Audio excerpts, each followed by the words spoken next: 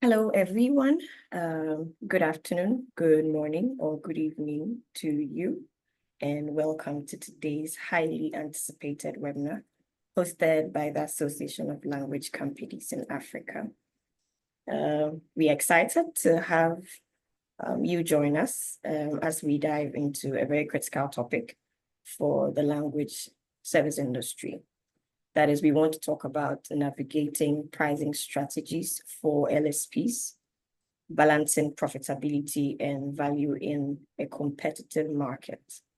And so today's session is particularly important for those navigating the complex and evolving landscape of pricing in the language service industry. And we have with us an expert speaker who will shed light on how to achieve sustainable growth while also ensuring that you provide value for both the client and the service providers. Oumi Ferguson, you are welcome. And thank you.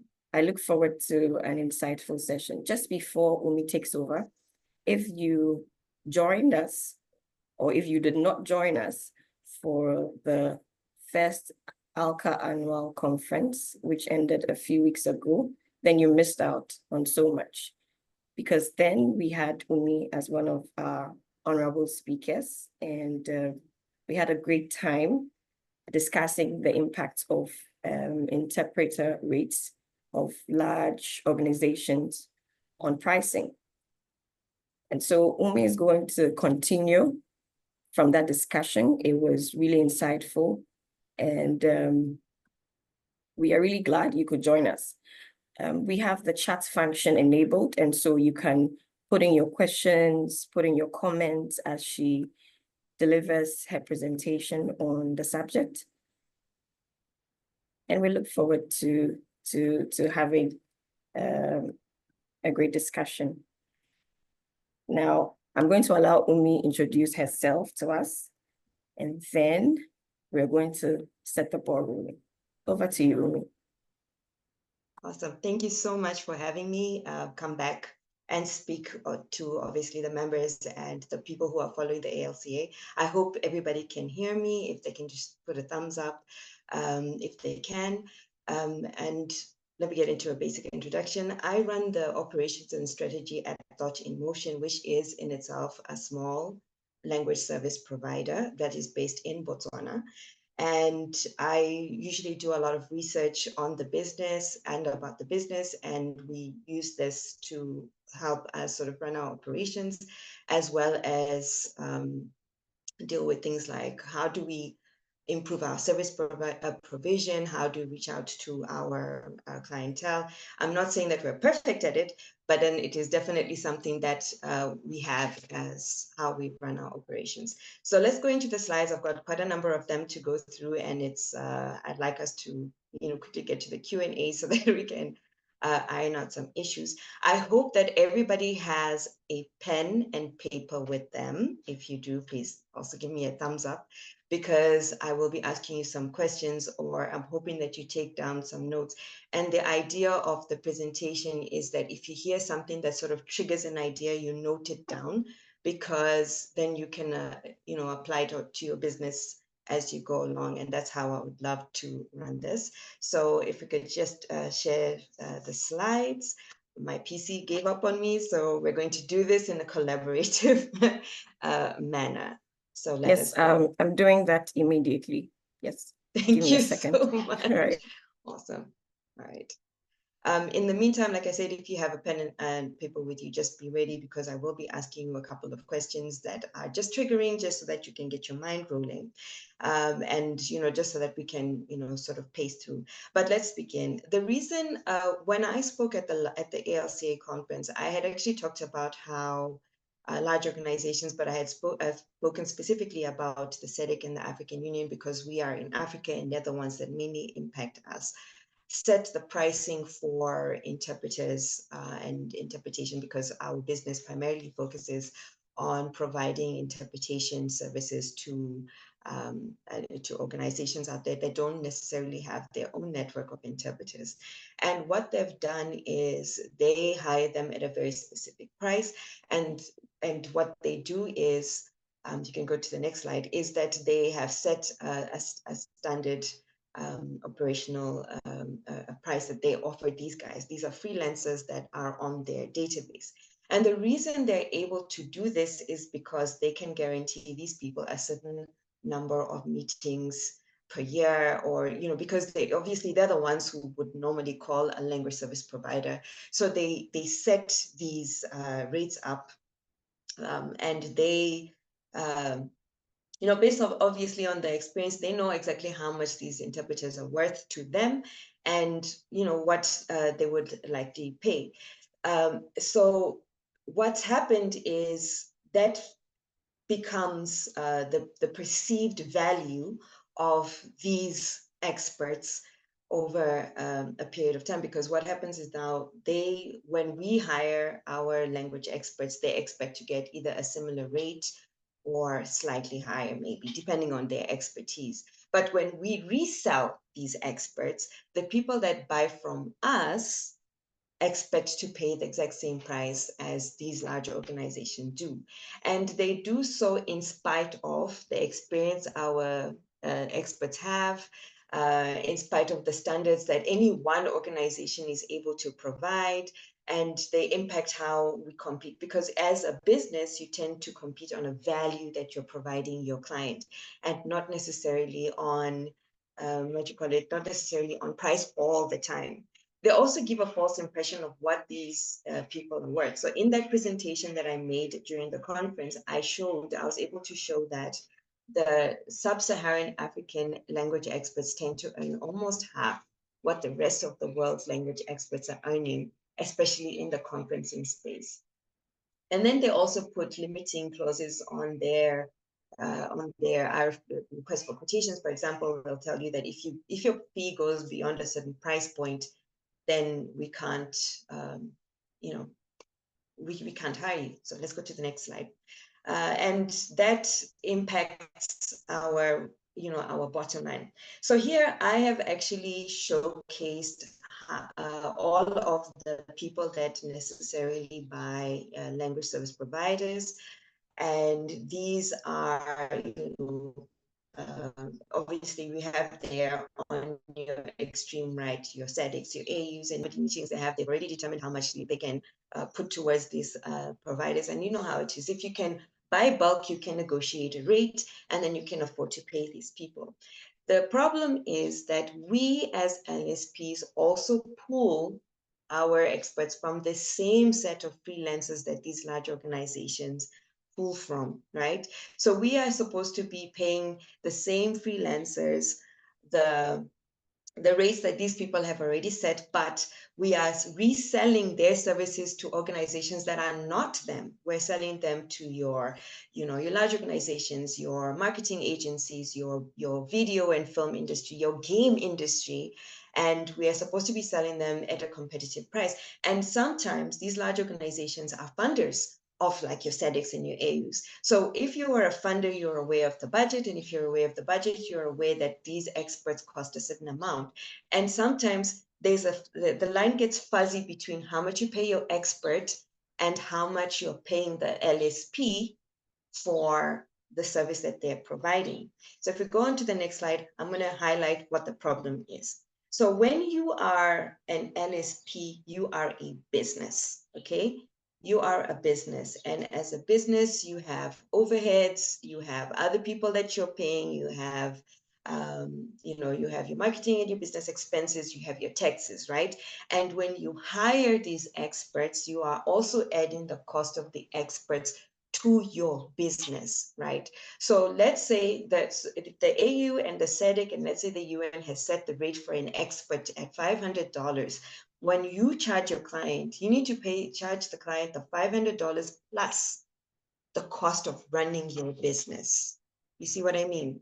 And that is the part that these other organizations or these clients tend to fail to see when they're buying from me, because they're like, the market price for this expert is 500. Why am I paying you anything above that? They tend to forget that you have an administrative fee. You have to call and book these people, that's a fee. If you have to pay for, let's say you're in translation and you have to pay for a large, for a translation app, that's a fee. Your marketing and sales expenses are a fee. Administrative costs, your lawyer, your contractors, those are all fees that you add.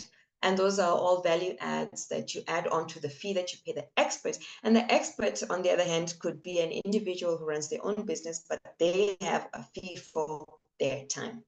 You see the difference? So that tends to get fuzzy when you are reselling to these other organizations who are talking at a higher level with other buyers, and they get this false impression about the price for the experts.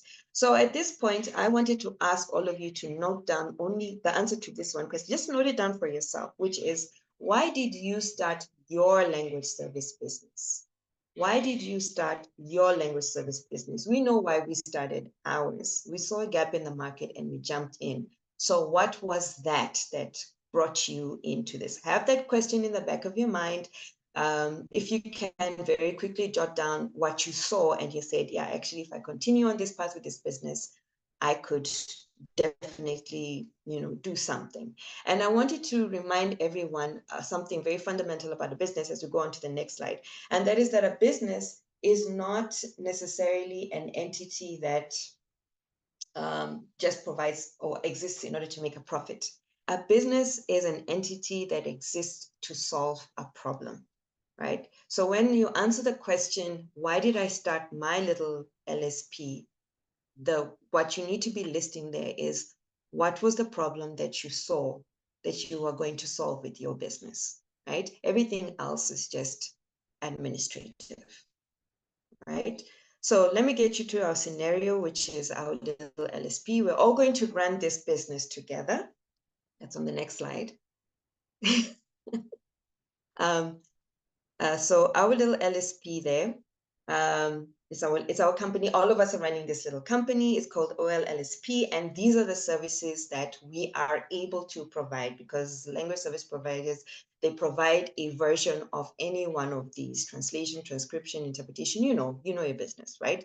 And then from there are the different ways that you are able to provide this. And on the extreme right, there are the different industries you provide this for, right? So if somebody comes in media or in marketing, for example, and they tell you, I need to provide, and I have this advert for a shoe, and I need to sell this particular shoe to the DRCN community, and the advert is in Chinese. The first thing you have to do is understand the DRCN community, which is what your language expert knows, because they're probably from there, or they speak French, or something about them. They're usually culturally adept. And they will not only then translate that maybe from French, from Chinese, if they have that, to French, but they will make it nuanced, right? So that is one of the many services that an LSP would be able to provide. Some of the LSPs, the larger LSPs, they specialize in any one of these areas. Most of us will say we'll provide one or two, or just a whole host of them. I have a bunch of language experts that can do any one of these things, but some people, or some of the larger organizations in the first world, they tend to specialize in these areas. So just keep that in mind as well. Like, it's still leading to the answer of the question, why did I start?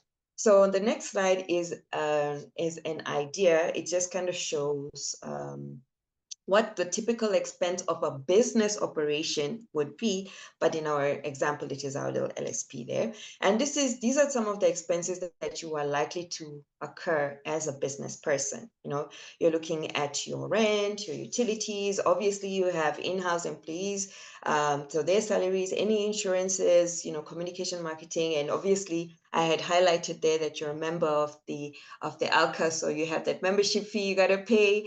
You sum that up. Usually you do this expense or operational expenses either at the beginning or the end of the year, when you are making your business plans for the year, or you're planning the year ahead, and you need to know, how much money do I need to bring in every month just to break even? So the figure at the bottom there for our example operation is the base monthly income that I have to make to be able to pay this on time and without a problem. right? It actually extends to December, but for some reason I cut it off.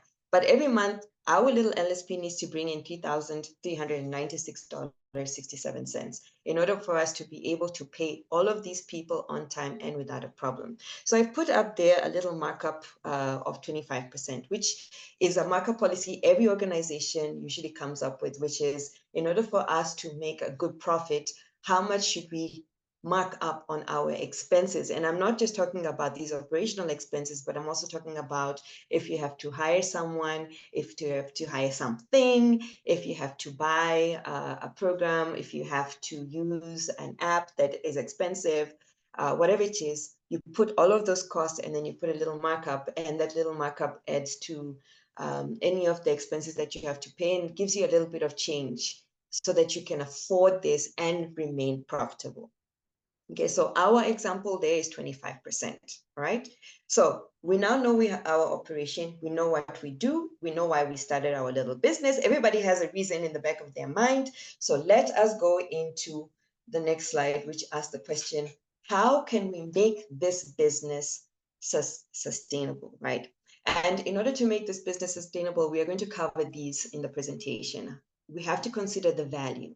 We have to consider pricing strategies. What are the models? What are the business strategies? And then we have to consider making something called a sustainable competitive advantage. I'm going to try and run through all of these. They are all important. All of the best businesses hire experts to help them put these together. You might want to take that into consideration, and don't worry about the cost, because it turns out that when you spend on your business, you spend less on your taxes. So it's actually a very good thing for you to invest in some of these things, all right? So let's go into something called the value stick. Now, if you remember the question that I asked you, why did you go into this business? This is where it's in the next slide. The value stick comes in. It was a concept that was designed by a professor, a Harvard Business School professor, and he said that the entire idea behind this concept is to help businesses visualize how they can extract value from their businesses. Now, the next slide sort of explains what the value stick and how it works. At the top there is what we call willingness to pay, right? Every customer has the maximum amount of money that they're willing to pay for any product, and it is your job as a business to figure out what that is, okay? And then at the bottom is willingness to sell. All of your suppliers are willing to do the job for you at a bare minimum this price, okay? So even though, for example, you would be hiring an expert, a language expert, and maybe the market pays them $500 to $50, there's a bare minimum that they're willing to take, and beyond that, they're not going to do the job. It's like you're robbing them blind. It's not worth their time, okay? So that's the willingness to sell. Then we have what we call the price to the supplier. So this is after you've talked to them, you've negotiated a good price.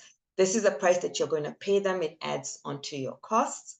And the difference between those two is the supply delight. So I'm willing to take $20 to do the job, but you're offering me 50. That $30 difference is supply design. It's added benefit to me. I'm happy to have that money, okay?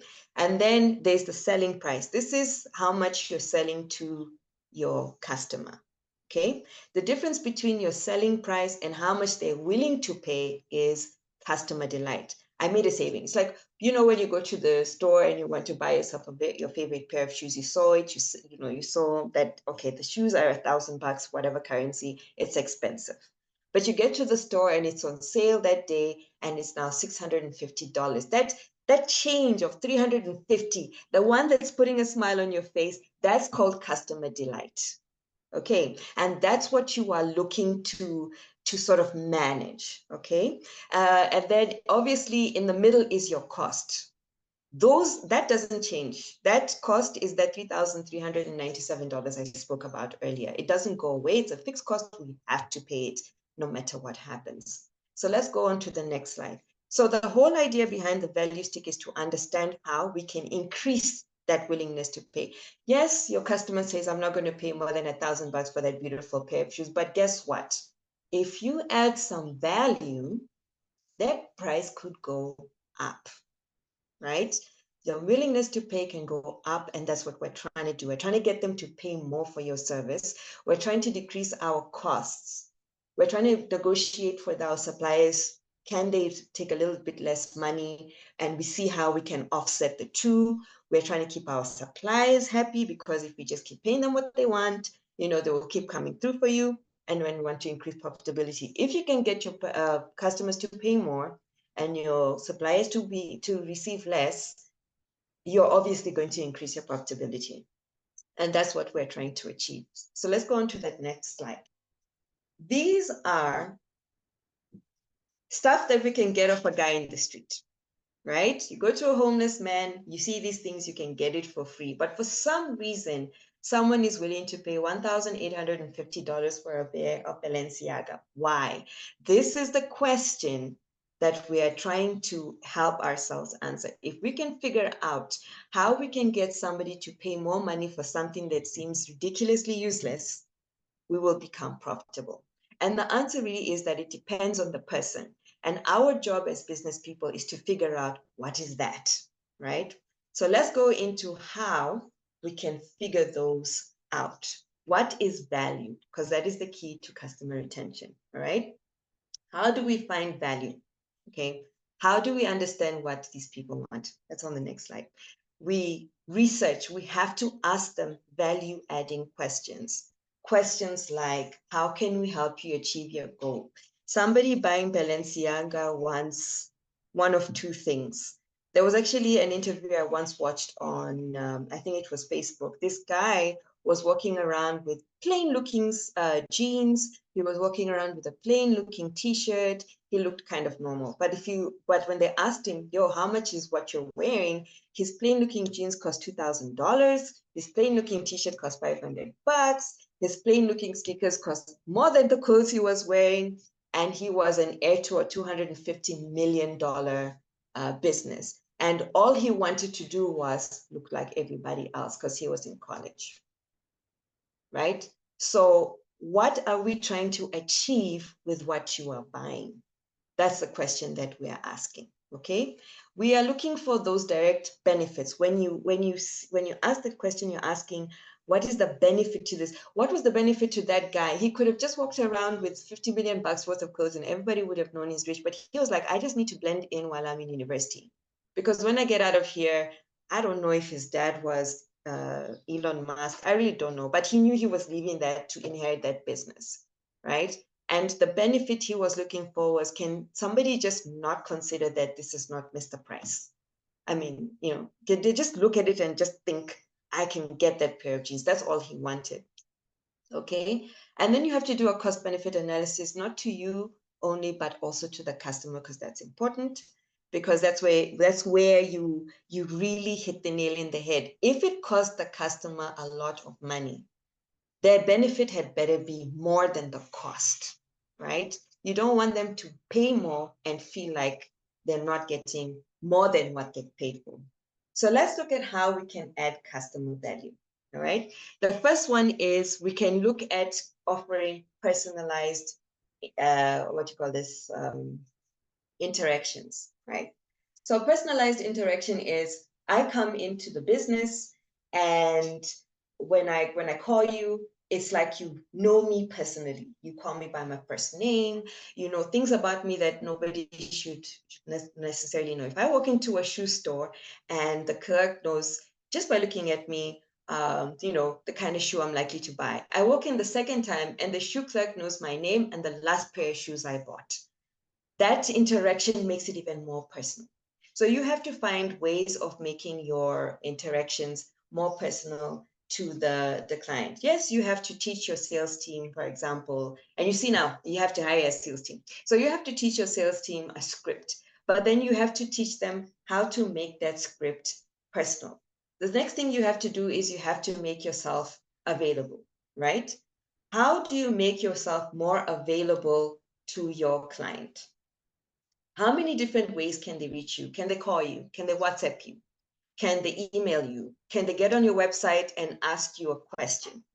Can they send you an SMS? The more reachable you are, the more valuable you become. Because sometimes You're right in the middle of the job. I don't know, maybe you've got several people in the booth and you're managing 5 different conferences, or you're managing 10 different projects, and the person wants to know right now, when am I going to get my feedback?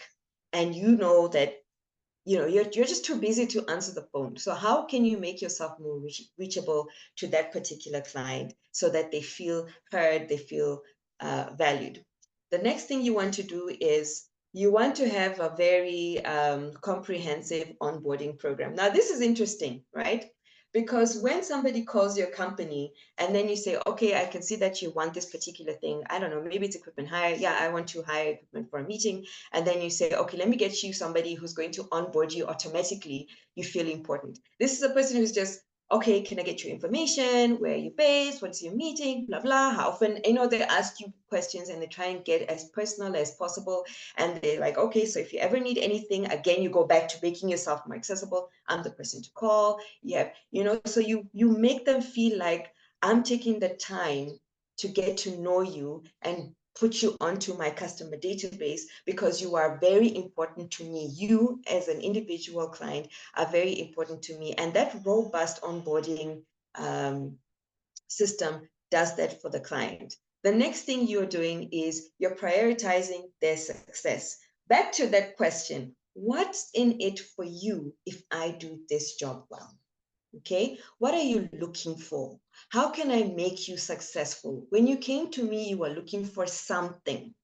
How can I make sure that I get you exactly what you want? Right? So there is something called a success agent. So the onboarding guy may or may not be the success agent, but their job is to make sure that whatever it is your client has said they want to achieve, you make sure that it happens. Then you're also going to make sure that there are no setbacks. Okay? You are looking to prevent setbacks. You are looking at, okay, I have a team of people who are currently working on 10 different projects, and every time somebody makes a complaint, their job is just to collate, and analyze that complaint so that they can preempt any problems. Their job is just to make sure that there are no problems. These are common complaints, or it happened that one time, blah, blah. You sit down, you brainstorm, and you say, how can we prevent this complaint from ever happening again? So that, again, you're there helping your customer achieve whatever success it is that they're looking for. All right. Next, you're going to ask, you're going to make sure that you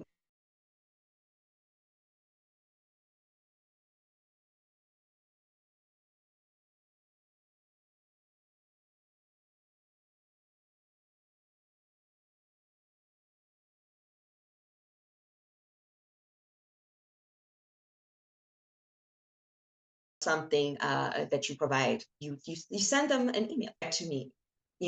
There's nothing worse than feeling ignored. So your client comes to you and says, that last time that you did this service for me, I was very happy, thank you very much, but I feel like if you could just add this to how you service me, I would be very happy. Least you can do is say, hey, thank you very much for that feedback. I've heard you. I'm going to see how I can add that to whenever I deal with you so that you are, satisfied. The customer feels heard. Even in your personal relationships, when you complain about something, you want your partner to acknowledge that whatever it is you've said has been heard. It's exactly the same with your customer. Okay, so you have to work that into how you provide your service. The next is you want to give them surprises. On your birthday, you have no expectations. Somebody, your secret admirer, brings you a bouquet of flowers with a happy birthday from your secret admirer. Isn't that going to make your day? Whether you're a guy or a girl. That is what this does for your customer. You're making them feel seen, heard, acknowledged. You're awarding them for just being there. You're telling them I value you with this surprise gift. They immediately start looking at you like this is a relationship that they obviously want to maintain for a very, very long time, right? And then you can do something called rewards programs. Rewards programs if you are in countries like the States, if you have a credit card, sometimes the more you swipe, the more features or offers they give you. So this is what rewards programs does. So let's say you have a long-standing client and they keep coming back to you. That one time you say, actually, okay, if you bought more than $10,000 worth of stuff, we will give you a 20% discount on a related service or the same service, or that one pager will be free or complimentary. But a reward program allows your customers to build up to earning that thing, and it helps you promote more sales. It's not a just because you're here, I'll give you a price. It's a you gotta achieve a certain milestone in order for you to earn this particular gift, and it helps you generate and promote sales. And finally, we're looking at creating a sense of community. You're giving your clients the opportunity to meet with other people who have a similar need as them. Everybody likes to belong to a group, or everybody likes to belong to just a community. You give them like this. Coming to this workshop is a sense of community. We have something in common. We want to learn how to better our businesses. We want to network with other people. That is a value add. So imagine if your business is able to give your clients something like this. At the end of this value talk already, you're thinking to yourself, if I had any of these things, I immediately feel appreciated. I immediately feel like this is an association or a partnership I definitely want to continue to be a part of. You see what I mean? And that is what you want to give your client. That's the feeling you want to give your client. Now, you know what it's like to have somebody like your favorite tailor. You keep going back to that guy because he's very, very good and he knows your size and he knows your style, and you don't have to keep telling him. Sometimes you just go and you drop him the fabric and you're like, yo, you know what to do. You come back 2 days later and the guy has made you the perfect suit. That's what you want to achieve in your business, right? And you do that by offering these customer service things, these values. And the other thing that we'll do is these people will vouch for you so much that if you add your price, they won't even bat an eyelash. They'll be like, yeah, you're worth it. And that's what you're trying to do. So let's go on to pricing strategies, right? So pricing strategies are just there to help you figure out what is the best way I can bring money into my business and remain profitable at the same time. So I've grown and drawn there, what you call it, a little graph, which is reminiscent of the business life cycle. And this is just my idea of where you are likely to use these pricing strategies, but they're known and they're practiced, and they are designed to help the business immediately start making money whichever way they want to go. So let's go through them as quickly as possible. So penetration pricing is essentially almost like a loss leader, right? Okay, so you'll see it something next time. So it's almost like a loss leader. You come in, you have your new business, you are probably offering this in a very crowded market already, and you're trying to get new clients to come in and try your product, right?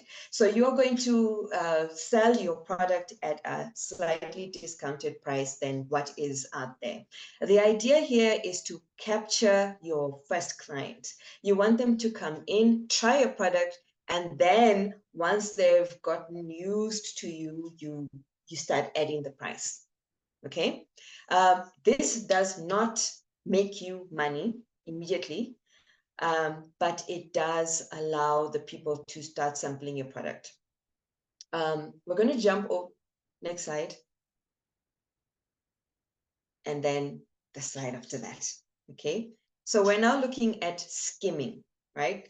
Skimming works when you have introduced a brand new product, you've gone through the cost of the developmental cost. And what usually happens is you introduce the product at a very high price, and as the number of units you sell increases, the price of that product tends to go down. This was used by Henry Ford when he introduced the Model T. It was first at about $800, and then it dropped to $400, and then finally it was selling at $200 as he improved the process of making the product and having people buy it. So if it usually works with maybe like a physical or a tangible thing, but you can figure out how you could could use it in your business. For example, if the startup cost of buying a large or an online translation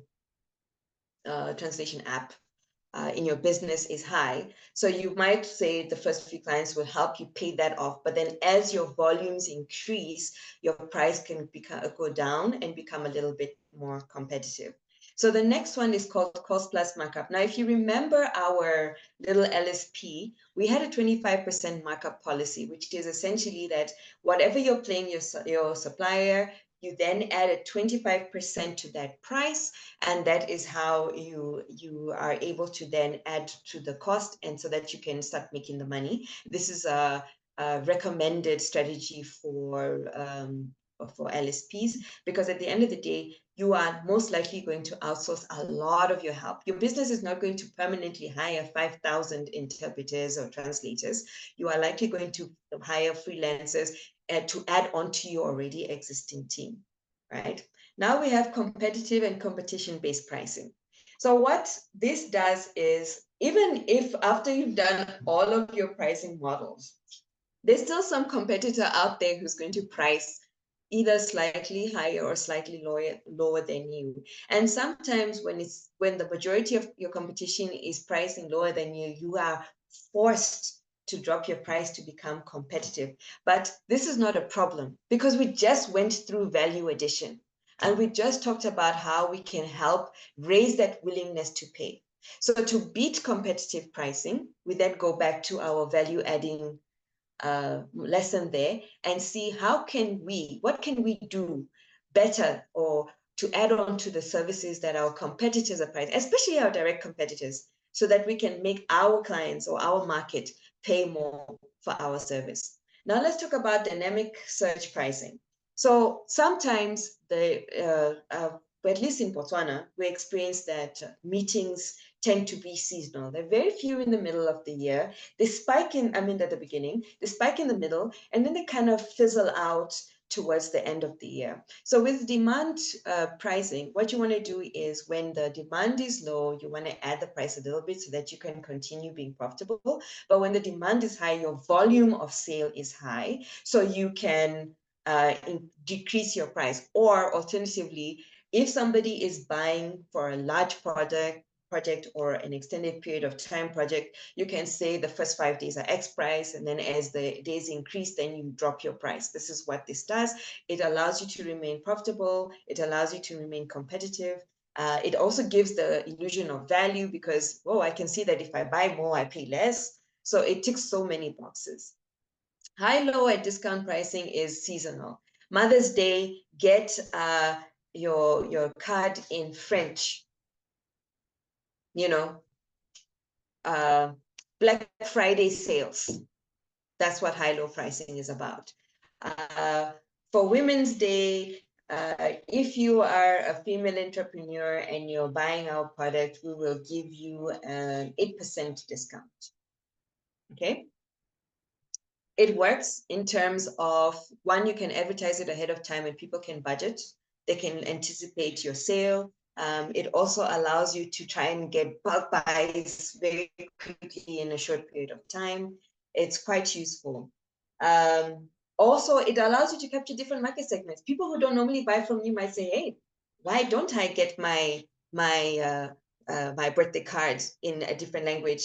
Or let me go there and get that my favorite poem that I want to tattoo on my back done in Mandarin, and I pay slightly less price and then I get it. Yeah, we don't know, right? So let's go to value-based pricing, which is about 2 slides down. Value-based pricing is basically you understanding what your customer wants, and then it helps you maximize your process. So this is where we are likely to spend a lot of our time as little LSPs. I'm going to try and rush through this because I've got about 7 minutes to make my 40-minute mark. And that is that our competitors are charging X and we are charging Y, and we have to figure out what do they want, what is very important to them, so that we can charge according to what they need, what they want to achieve when they buy from us. Value-based pricing. And then we go to psychological pricing. You do this in an ad, okay? So what you do is you apply the psychological pricing on an ad, and then you emphasize the price you want people to buy from you for. Okay, buy one get one free. If you go into a shop and you want to buy sugar, and then they're like, yeah, the regular brand of sugar is 35 bucks for a kilo, but if you buy the house brand, you can get an extra 250 grams free.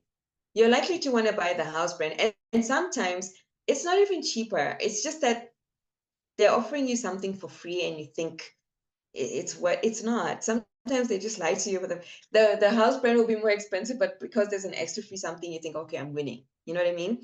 And also, like I said, it emphasizes, sometimes you look at that 450 and 449.99. Adding that 99 gives the illusion that you're saving something. But what is 1 cent in the grand scheme of things? But apparently it works. So you use this when you're advertising your product and you want to get people to buy a very specific, especially if it's something that you're trying to sell a lot of at that given time. Now let's look at geographical pricing. So geographical pricing, it makes sense if you are saying, if you buy the service that I offer you closer to me, it will be cheaper than if you buy the service that I'm offering you outside. Also, it helps you deal with the buffers in the pricing, in the exchange rates. It will help you deal in the buffers in, for example, when we pay somebody in Ethiopia, the tax really takes away from their bottom line. So we should be able to say, okay, I want to make sure that the person in Ethiopia gets the amount that I offered them. So I have to charge you slightly more in order for you to get that service there. See what I mean? So that's what geographic pricing does. It just allows you to remember to keep the willingness to pay high. Your suppliers need to be happy. I've paid people and they were so unhappy, and I had to prove to them it's not my fault. It really is the fault of the exchange rate. But that's what geographic pricing does for you. Now let's look at pricing models. One is a strategy. The strategy is, which one am I going to use to get the money in? The model is, how am I going to implement it? Okay, so here we have freemium, premium, hourly, bundle. Let's go through this quickly. Freemium captures information. You do this when you want people to just come to you want to know what your market is. Okay, so you're on your website, on your WhatsApp, whatever, you say, hey, would you like to get free information about the service that I offer? So you offer freemium. They get a minimum amount, a sampling of what you offer. Netflix did this when they introduced it. If you register and give your information, you get the first month free. And then after 30 days, you'll have to pay. But by then, they know who you are, they know where you are, they know that you want the Netflix, they know what kind of shows you were watching, and they know how to advertise directly to you. And you are able to now make, like I said, know your customer. When you are now able to make more personalized offers to that particular person. Premium or prestige is what Balenciaga uses. I'm going to give you the illusion that the product that I have is very high value, it's very high quality. You do niche marketing, you only advertise to a very specific group of people. You make people believe that it is rare. Only a very specific type of influencer uses this thing. And you say, okay, well, if you want to use my product, you're going to have to pay X amount, way more than what the thing is actually worth to you. We're 2 slides in, so let's just go down to hourly rate pricing. Hourly rate pricing is usually offered by your freelancers are going to charge you this hourly rate pricing, okay? Or if somebody says, can I come to you and ask you for advice? This talk should be based on an hourly rate price, by the way. Yeah, sure, I'll talk to your people for 30 minutes and I will charge you X amount of money. That's what hourly rate pricing does. You should know what your hourly rate is, because sometimes people just come to you for advice, but they don't necessarily want to pay for like the full offer. Project, somebody comes in and says, hey, I've got this a 35,000 page document that I desperately need help. help me translate my Bible of my very specific cult to 50 different languages. Then you say, okay, you know what the value of working with me is? I can do it in X number of languages, and you get them, you reel them in. It is not cheaper. It doesn't make it cheaper, but you emphasize why it is better that they work on the entire project with you, as opposed to just one bit of whatever it is that they want. So then we go to bundle. Bundle pricing, they use, Amazon uses this, where they tell you, hey, if are you buying a stapler? If you want, buy a matching pen, buy a matching diary, and it's branded. You see what I mean? So what you do is you identify products that people are likely to buy at the same time. Again, you went and you gave people a form with your freemium. You saw what it is that they're likely to want together. You can now offer to give them a personalized, bundled priced product. Okay. So they buy translation from you, and you're like, everybody who buys translation also buys voiceovers. Then when they start buying the translation, you say, hey, do you want to buy a voiceover for that too? And that allows them to buy more, because sometimes you don't just want them to buy at a higher price. You just want to buy more of whatever it is that you're offering. That's what bundling does. And then we have the subscription model, which is the best one. Just keep paying me every month and I'll give you whatever you want. All right. So you identify what the people who are likely to buy from you normally buy. And then you get them to pay you every month a fixed amount. And then you offer them up to a certain amount of service. This is what Netflix does. This is what DSTV does. How your internet service provider does this as well. Where they could, yeah, I don't know. So you figure out how it is that you are going to identify, you research your clients, you put them into little boxes, and then you offer them, again, a more personalized service, and then you tell them, pay me every month, and I'll make sure that you have this. And the beautiful thing about subscription model is that the important to remember is that your product, right? Next slide, is not this, it doesn't have the same value to everybody, right? Because remember, I just told you niche market. I also told you understand what each individual person wants. Try and figure out what's important to one guy versus another guy, right? To try and personalize your offer as much as you can. People say 93% of customers retain service providers that offer their preferred service. Can you imagine if 93% of the people who buy for you come to you because every time they come to you, you give them exactly what they want? Okay, 90% of the customers spend more on personalized service. So now they come back to you, and then they keep coming and spending because what you've given them is exactly what they want. It comes in the package and the price and the frequency that they want. 64% of customers service says that customer service impacts organizational growth. Customer service is, how do I treat you? What am I saying to you when you come? That onboarding experience, having a success agent deal with you. 60% state it's improved retention. You know, the better the customer service, the more you retain, the more customers you retain, and the more you're able to cross-sell. Hey, if you buy product A, I can do product B. So let's practice what we've just learned. Okay. So we're going to go down 2 slides. So your customer has come to you and says they won't pay more than $750 for the language expert, and the language expert won't take more anything less than $250. So you have willingness to pay and willingness to sell covered, right? The cost of our business, like I said, is $150 a day. That will make you make that $3,397, and you have a 25% markup policy if you remember from the beginning, right? So let's look at our value stick chart there. If you give the supplier the bare minimum, right? And then you pay, you charge your client that $500, right? Which is just below the perceived market price in our example.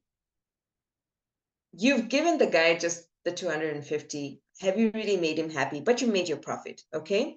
If you do a slight top up, you've given your supplier a supplier delight. You've made your supplier happy. You've reached what the customers are willing to pay based on our example, and you have made a slight, your fees go up to what the market price is, and you made a slight profit of about $600. If you negotiate the rate now, and both you and the supplier are happy, you have your 150, you've done your markup, this is your ideal price. Everybody is happy, right? You're still not at what the client is willing to pay. There's still some supplier delight.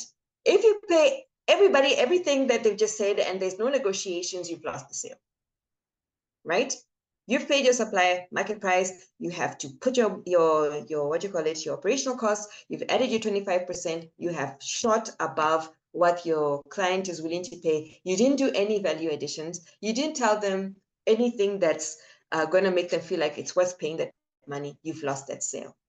Okay. And if you don't put a markup in that last example, you are not going to make a profit. You're just going to pay your supplier and your costs, and that's it. At the end of the day, your profits is zero, and that's that. And you need those profits. You need those profits to reinvest. You need those profits to grow. You need those profits to market better. You need those profits to reach new. You need those profits to, I don't know, to network. Those profits really do help you at the end of the day, and they help you remain sustainable as a business. So let's go to what happens if you conducted a market survey and your customers say, in order for us to be successful, we need a 95 to 99% accuracy rate on whatever it is you're providing for me. I want a fast turnaround time of 24 hours for 50 pages, which is impossible for one person to do, but possible if you have a team. I want 24 hours dedicated service. So that guy gives you his 50 pages and he wants to be able to call you at 2 o'clock in the morning to say, how far? I want my things, okay? And then they want a wide range of, remember it's the 50,000 page Bible that we're talking about, and they want it in all the African languages, and they want it in 24 hours. That's what they said, okay? So how are you going to do this? How are you going to give this guy what he wants? So the first thing you're going to do is, obviously you're going to go and find a whole host of freelancers. That's in the next slide. And you're going to say, yo, can we negotiate a rate? It's 50,000 pages. Come on, we can do something about this. Okay, give me your time. Let's negotiate the rate.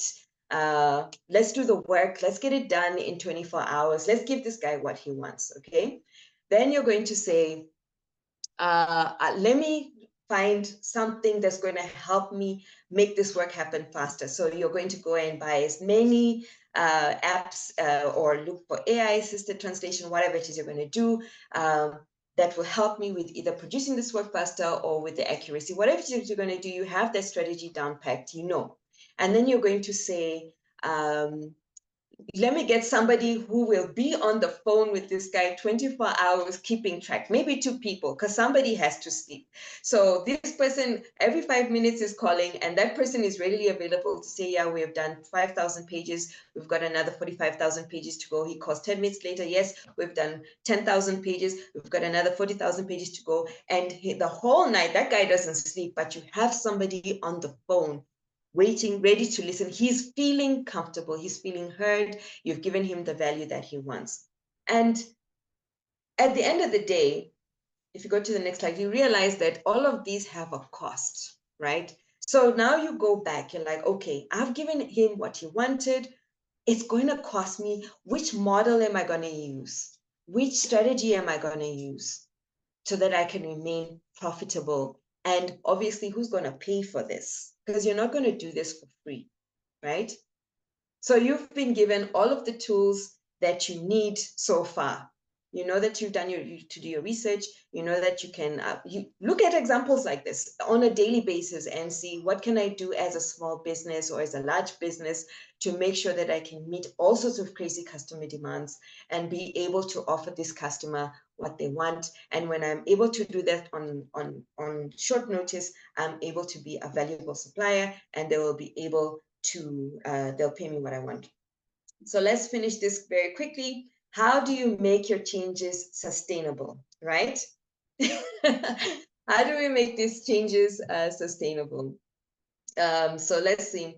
There's a book called The Blue Ocean Strategy. I would recommend that you buy it or you give it a read. and you apply the concept, because that book answers this question. How do you make your business sustainable? It literally answers this question. And the summary is, like I just said, analyze your competition, create differentiators. What are you going to do different from your competitors? Identify a new, large, and niche market. You know, Black Friday sale, I don't know, Mother's Day something. You will find new people who said, hey, I never thought I could use this service, and quickly capture them and see whether or not there's more people like them. Adopt these operational changes, because remember that you're doing scenario planning and you're like, yo, if somebody asks for this, what can I do? And then you see how you can adopt those and make your business operational savvy. And then you monitor the work environment to sustain, because if you are doing something that makes you a lot of money, your competition is going to copy you very quickly. So you want to make sure that whatever it is you're doing is not very easy to copy. And the best blue ocean strategies give you up to a 15-year advantage. All right, so let's conclude.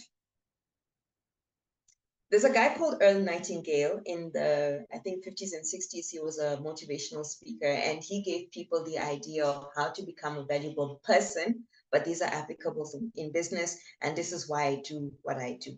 Study your business. Study your business like you are studying, okay? Understand what your standards are. Report abuses. There are people out there who are not doing what you're supposed to do. They're taking advantage of your freelancers, and the freelancers are so desperate they will allow themselves to be abused. Report them even to your clients. Find a way. Push for policy changes. Publish white papers. Now, these policy changes, an association like ALCA can help, because if you constantly say, okay, look, these are the basic standards that we want to adhere to, these are the basic prices that we want our companies to at least charge, like, okay, if you're going to hire a freelancer, 500, fine, but if you're going to hire an LSP, they found those freelancers for you. Whatever way, you have to pay them that price plus an administrative cost, and let them compete on the value addition that they're doing. Advocate for your rights. As a business person, I have to make a profit. I have to be profitable. Market and educate the client so that they know the difference between a business, which is what we are, and the freelancers, which is the people that we hire. Even equipment hire companies hire freelance technicians sometimes, okay? And that brings me to the end of my presentation, which I overshot by 10 minutes. But thank you. So if you have any question or any comments, please let's go through them. Wow, wow, wow, wow. Thank you so much, Oumi. This has been really insightful and so wonderful. I hope that everyone was taking notes. And I see some comments here. Adi says she loves your presentation. And indeed, customer crazy demands. They have customers who make really crazy demands. David says that this has been very informative, and we're so glad. Are there any questions for Oumi? Yeah, I have a question. Right. Sure. Yeah, thank you very much. I really enjoyed the presentation. Thank you. In our industry is quite it's a bit complex sometimes, because you spoke about pricing models, right? Sometimes as an LSP, you want to think about some of these things, but there are so many factors, push and pull factors. A key example is, for instance, even the issue of hourly rates for interpretation. There are some freelancers who are against the hourly rate because they say, okay, there is prep time, there is things I have to do research, I have to do. So for them, it's daily rates. And then you have clients. A client is never willing to pay for for a full, a daily rate if the meeting is 1 hour. And so as an LSP, you're always struggling to kind of, make sure that some of these things align. And then also there's your clients. Nowadays, clients want their work like yesterday, and they're sending higher volumes of work. And then you want to use AI, and then there's still the struggle. No, we won't do AI. AI is taking our job. So yes, you want to be innovative. You want to improve your pricing models. You want to provide value, but then there are also industry dynamics and some factors that are of hindrance. How do you think we can handle some of these issues? Well, when it comes to things like AI, I really think that we have to remember that it is not there to replace, it is there to help and enhance. People made AI to make our work easier, not to replace us. You don't go to the AI and say, answer my question. You go to the AI and give it the instructions, you prompt it, and then say, based on this, can you help me do this? That's the first thing we have to remember. And also when it comes to your large language models, you teach it the nuances of a computer is never going to know everything about your language. So you teach it the nuances of your language so that you can do the work faster. So that answers the question of your clients giving you crazy demands and wanting their work yesterday. So if you are using your AI, for example, to just help you reach those increase those crazy demands, then you have to, it makes sense, at least in terms of the industry. Now when they say they don't want to pay, there's this thing where if it's quick and it is quality, it can't be cheap, right? If it's fast and it's quality, it can't be cheap. And if it is cheap and it is quality, it can't be fast, right? And then the third, you know what I mean? Yeah. So you have to, you put that down and you're like, yo, if you want this work yesterday, you have to pay more money for it. So it's about, this is where like the sales, the sales training comes in. We did sales training with our company earlier in the year.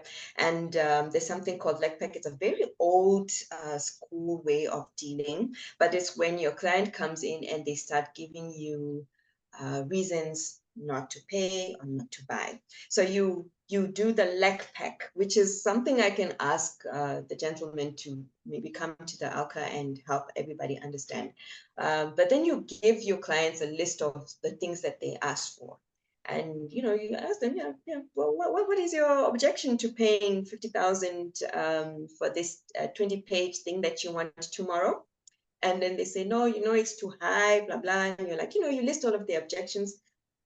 You go over them one by one, you ask them, is there any other objections? You just try and get them to as many objections as you can. And then you address those objections one by one, calming them down and reminding them that, first of all, you do trust me, you came to me. I'm the person that you selected to do this job for you. You probably did your research. You're a very smart individual. You know that I can do the job. Obviously, there's no question about that, right? Just bruise their ego a little bit. Okay, then you go, okay, so, in order for me to do this, I can't necessarily trust a computer.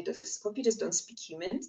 So I can get it to translate. You can put it on Google, but it's not going to come out proper. So I have to hire more than my team to help get this work to you by tomorrow. Okay.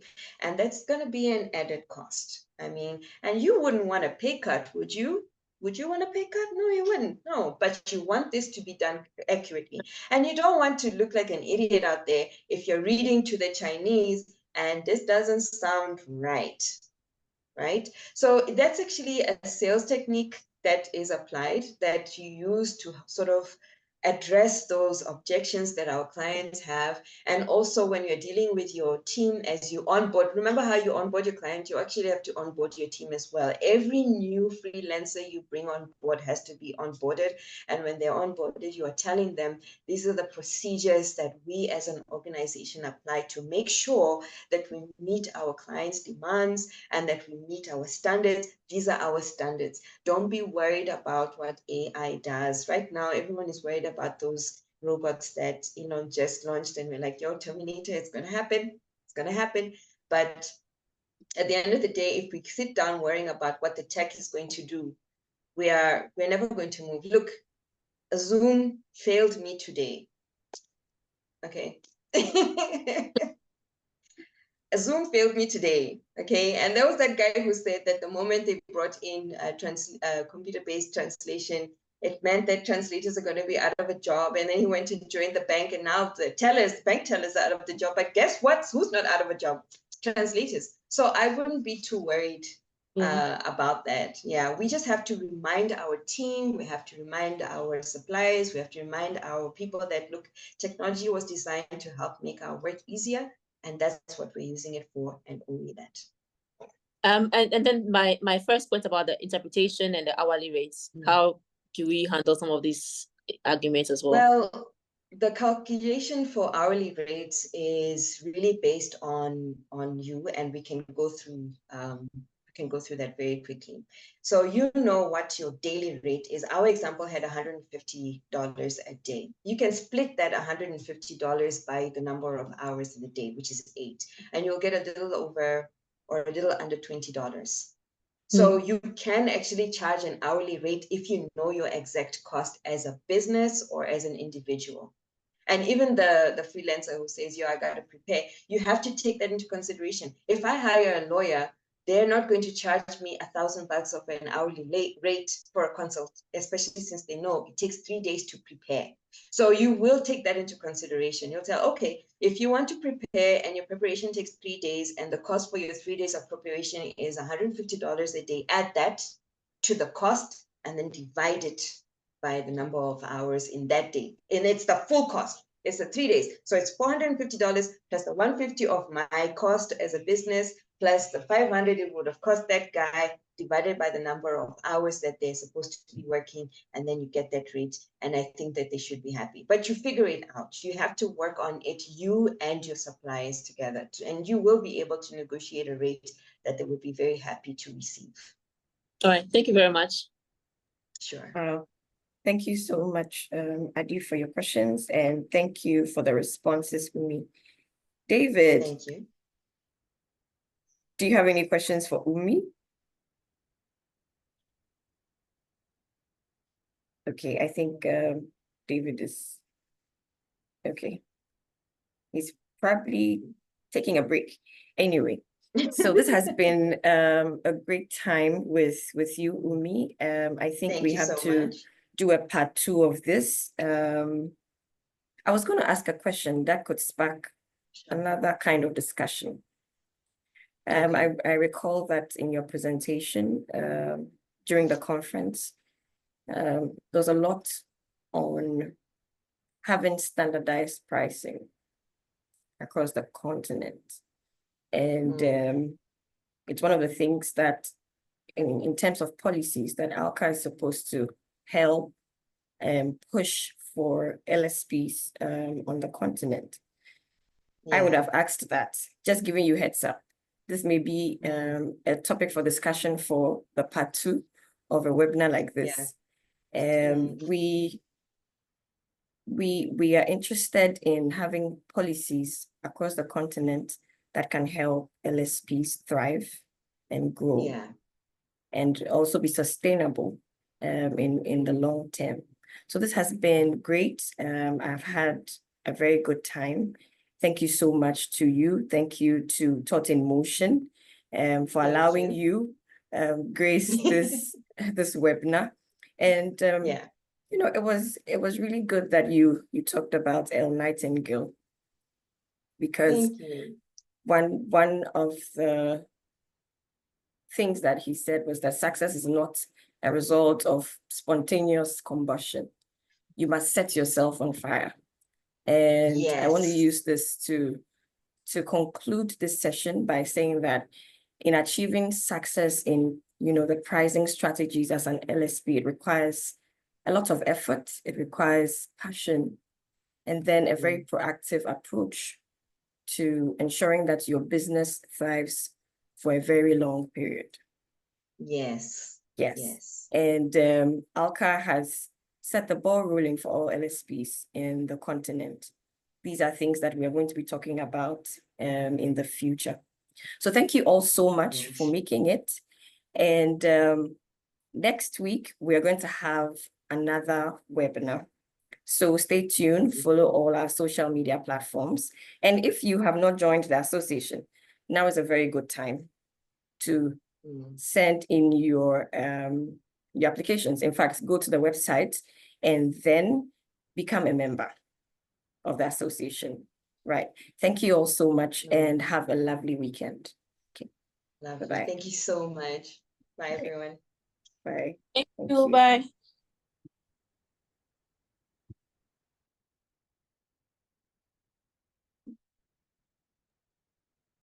Oumi. Hi, Oumi.